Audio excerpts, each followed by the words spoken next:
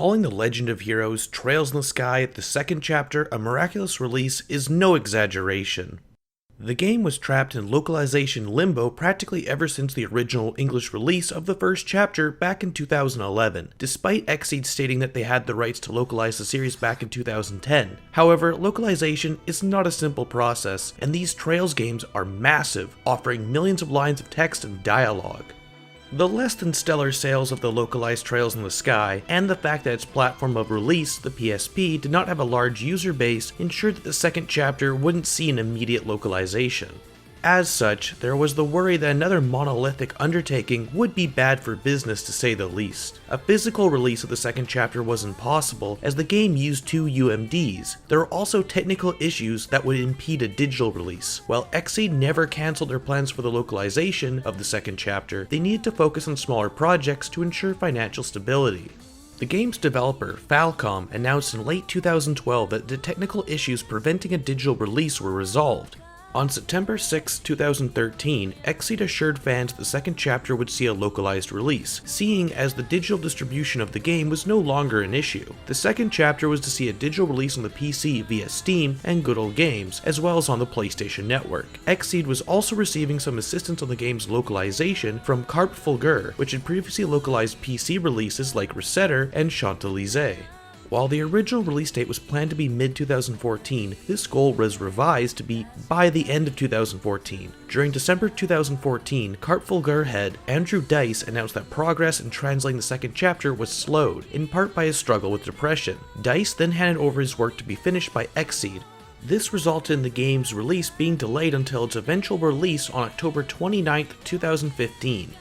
Well, now that the game is finally out, one question remains to be answered. Was it all worth it? Does The Legend of Heroes Trails in the Sky, the second chapter, deliver a satisfying conclusion to this saga? It's been a long wait over the past 4 years, fans have been anticipating the continuation of this unresolved story. As such, seeing how closely connected the first and second chapter are, this review will contain some spoilers regarding the ending of the first game. If you have yet to play the first chapter of Trails in the Sky, you've been warned.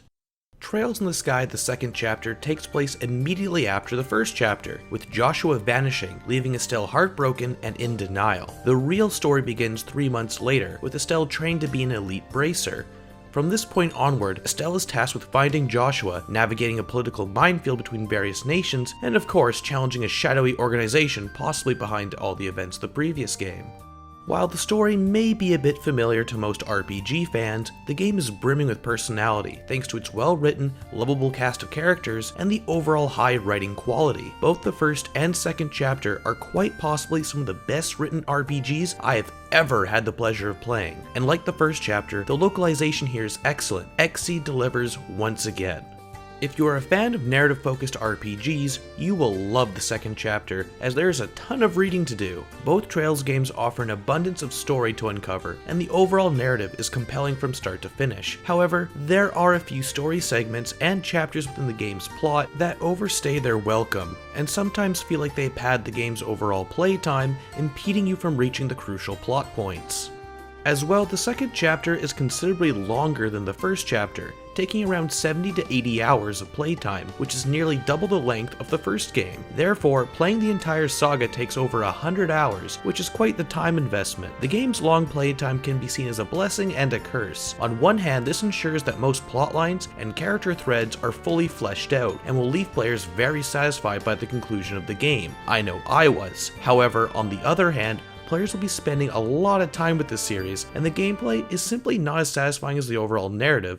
Both Trails titles are essentially one massive game split into 2 parts, so it should come as little surprise that they play nearly exactly the same. The same navigation and battle system are in place in the second chapter, with a few new additions. The game begins with the character starting around level 35. As such, players quickly gain access to high-level skills and magic fairly early on. This limits the sense of progression over the course of the game. While you do gain new skills and equipment and magic to use, your tactics and options in battle will not change greatly over the course of the game. By the end of the story, I was trying to get through battles as quickly as possible in order to see the conclusion. Despite possibly overstaying its welcome, the game is still highly enjoyable. Don't let my issue with the time investment required dissuade you from playing these games, as each Trails title makes for a worthwhile and satisfying experience. This saga can proudly stand alongside some of the best games in the genre. Obviously, the second chapter looks about the same as the first. The game looked dated in 2006, and 9 years later, time hasn't done these visuals any favors, yet there's something irrefutably charming about the various character models, and the environments are far from displeasing to look at. As well, the character designs and illustrations are extremely well done.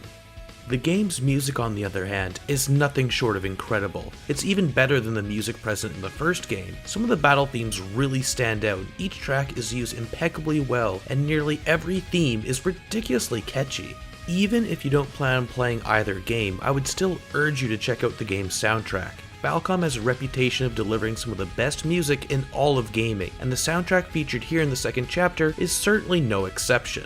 So, does Trails in the Sky, the second chapter, deliver on 4 years of hype and anticipation? For the most part, the answer is a resounding yes. There are few RPGs that have stories and characters as captivating as the ones featured across both Trails games. While the second chapter does tend to drag on from time to time, and playing any game for over 70 hours is exhausting, it's all worth it to reach the end of this absolutely incredibly well-written RPG. If you've been craving for an RPG with a serious focus on well-developed characters, fantastic writing, and a narrative that will leave you fully satisfied, then look no further. The Legend of Heroes Trails in the Sky, the second chapter, is a must-play for those who played the previous game and anyone missing the story-focused games of the golden era of RPGs. Both Trails games are an easy recommendation. If you have little patience for text-heavy games, then this title is simply not for you, but everyone else is sure to have a deeply enjoyable time. That's all for now. For the latest in news, playthroughs, reviews, and other RPG-related videos, be sure to subscribe by clicking the button below. Thanks for watching.